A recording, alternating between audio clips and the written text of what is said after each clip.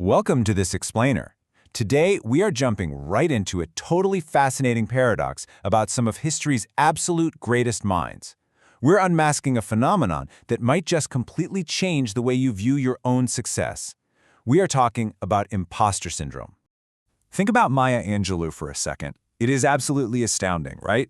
Here is this brilliant poet, an author of 11 books, the winner of so many prestigious awards, and yet she felt this intense, gripping fear of being exposed as a fake. She actually worried that with every single new book, people would figure out she was, in her words, running a game. I mean, how does someone so objectively accomplished feel like a fraud?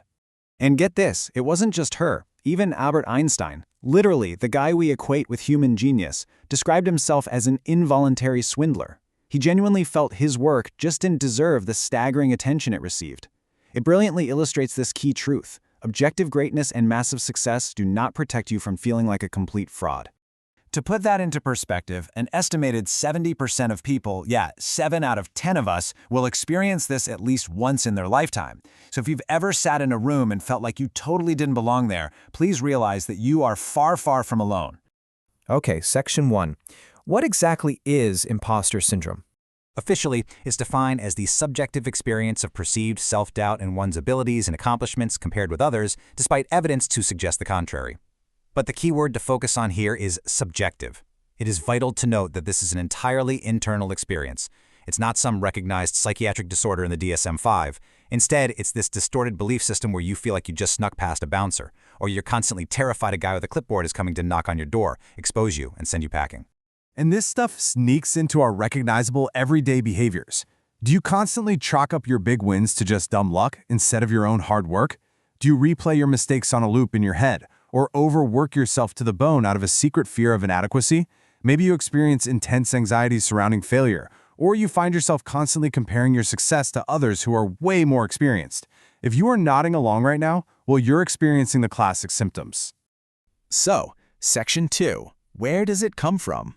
To figure that out, we have to look at the evolution of the concept itself. The term was actually coined back in 1978 by researchers Clance and Imes. Initially, it was studied in high-achieving women, and for a long time it was mostly associated with women due to those intense societal pressures. But as research evolved through the 1980s and assessment skills were developed, present research definitively shows it affects all genders and ages equally. It severely impacts minority groups due to systemic environments.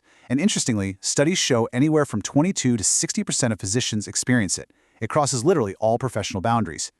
But what triggers it in us on a personal level? Well, the psychological roots are pretty varied. For some, it stems from a toxic childhood with impossible standards. Maybe you faced constant criticism, where bringing home straight A's was dismissed as the school just being too easy. But for others, there's no trauma at all. It simply stems from the profound insecurity of stepping into a totally intimidating new academic or professional arena. The roots run deep for sure, but they are incredibly common human experiences. Moving on to Section 3. Why we feel like fakes. This brings us to a mind-blowing psychological phenomenon called pluralistic ignorance. Basically, this is where we each doubt ourselves privately, but we fundamentally believe we are alone in thinking that way because absolutely no one else is voicing their doubts. We feel like imposters because we simply fail to imagine how deeply flawed, anxious, and uncertain everyone else must be beneath their perfectly polished surfaces. It really hits the nail on the head regarding the core of the problem. We know ourselves from the inside. We are intimately, sometimes painfully, aware of all our own anxieties, our bad habits, and our past idiocies. But we only ever know others from their highly edited, capable exterior. We are constantly comparing our messy, behind-the-scenes footage to everyone else's highlight reel. To really drive this point home, check out this hilarious 16th century quote from philosopher Michel de Montaigne. It is a radical, beautifully blunt reminder that the most exalted, intimidating people in society share our most crude, basic biological functions. And more importantly, the psychological parallel is entirely true too.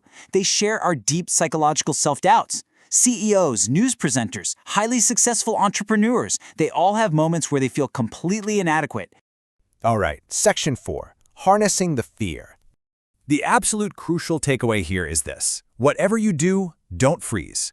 Let the fear actually push you to try harder and learn more. Take tech billionaire Mike Cannon-Brookes, for example.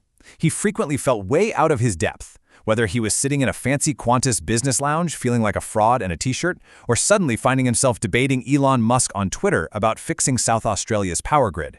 When the media suddenly started treating him like a global energy expert, he felt a chronic case of impostor syndrome. But instead of freezing or hitting the panic button, he used that sheer terror to frantically learn, research, and consult actual experts. He turned the fear into forward momentum. Which brings us to our final section, Part 5, How to Combat It. One highly effective strategy I love comes from communication expert Lou Solomon.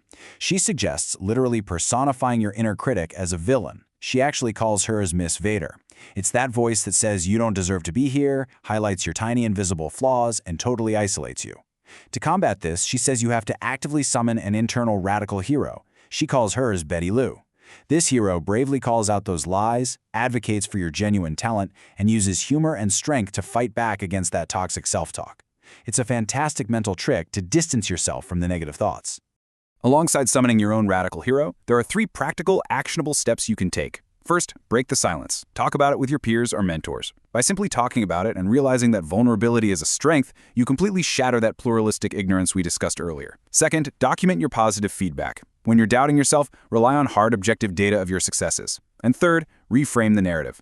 There's a great story of a scientist who constantly blamed herself for every single failed lab experiment until she started documenting the causes and realized, hey, it was actually just equipment failure. We have to stop defaulting to personal failure.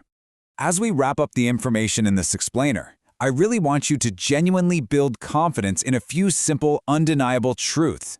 You have talent. You are capable. You belong. You absolutely must hold on to these facts, especially when that inner critic tries to shout them down. So, I'm going to leave you with this final thought to chew on. The next time that dark-suited clipboard man knocks on the door of your mind to tell you you're a fraud, will you hide, freeze, and let him win? Or will you unleash your radical hero, embrace the fact that you are wonderfully normal, and use that fear to learn and grow? The choice is entirely yours.